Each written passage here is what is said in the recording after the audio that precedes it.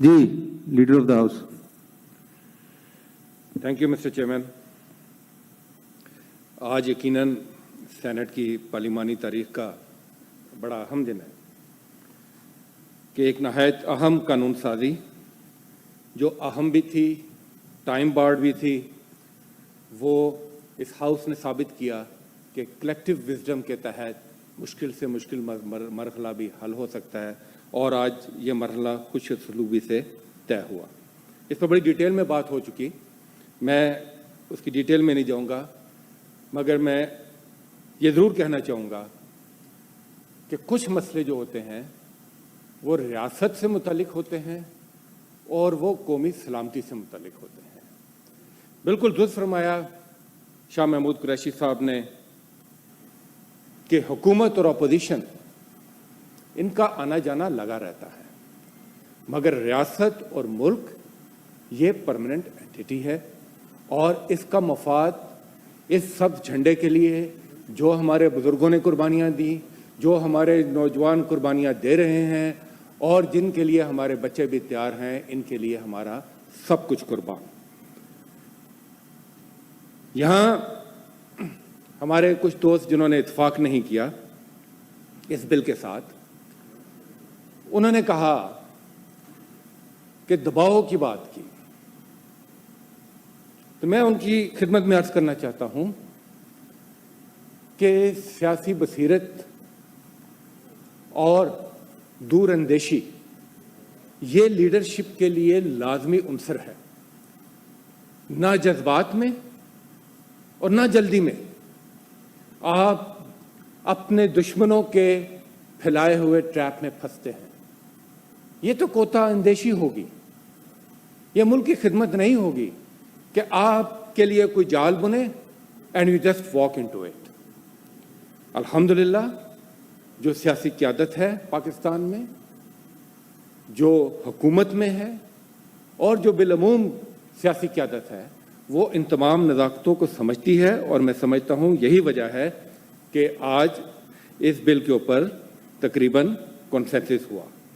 हमारे दुश्मन यकीनन ये चाहते हैं कि पाकिस्तान जो अक़वाम आलम में इस वक्त एक रिस्पॉन्सिबल स्टेट के तौर पर, एक पुरअमन मुल्क के तौर पर, एक मुल्क जो अक़वाम आलम के साथ मिलकर आगे बढ़ना चाहता है, एक मुल्क जो अमन की ख्वाहिश रखता है, एक मुल्क जो प्रोग्रेसिव होने जा रहा है, उसके तौर पर देखा जाए, ना कि ऐसे मुल्क के तौर पर जो एक रोग स्टेट हो या जिसको मुंसलिक किया जाए टेररिज्म के साथ। मैंने उस दिन भी ये बात की थी, आप देखें फ़र्क, आज भारत किस कदर तकलीफ में मुब्तला है कि जो इल्ज़ाम वो पाकिस्तान पर लगाता था, आज वो खुद उसका शिकार है।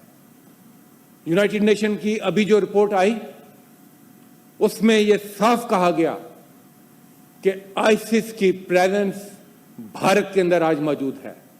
उसमें यह साफ कहा गया कि यहां से खित्ते के ममालिक को डिस्टेबलाइज कोशिशें हो रही हैं।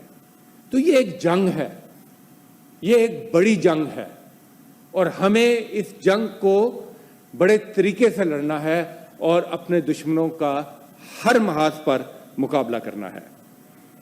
कलभूषण के हवाले से भी यहां पर कुछ दोस्तों ने अपने कंसर्न्स का इजहार किया और वजीर कानून साहब और दूसरे दोस्तों ने भी बड़ी डिटेल में उसके टेक्निकल एस्पेक्ट्स पे बात की। मैं सिर्फ एक बात उनके सामने रखना चाहता हूं कि आप खातिर जमा रखें, हम भी यहां पर हैं, आपकी हुकूमत भी यहां पर है, कलभूषण ना कहीं जा रहा है, ना कोई उसकी सजा में तखफीफ हो रही है, वो यहीं रहेगा और इंशाअल्लाह वो अपने किए का खमियाजा भुगतेगा। और आपके कंसर्न हमें समझ आते हैं, इसलिए कि आपने अपनी हुकूमतों में देखा कि रेमंड डेविस भी था जिसने सरेआम पाकिस्तानियों का खून सड़क पर बहाया and he just walk free. इस हुकूमत में ऐसा होने वाला नहीं है। आखिर में मैं एक मरतबा फिर इस ऐवान को मुबारकबाद के साथ साथ ये कहना चाहूँगा कि आज का दिन ना किसी की जीत का दिन है, ना किसी की हार का दिन है। आज पाकिस्तान की जीत हुई है, आज पार्लिमान मजबूत हुई है। शुक्रिया।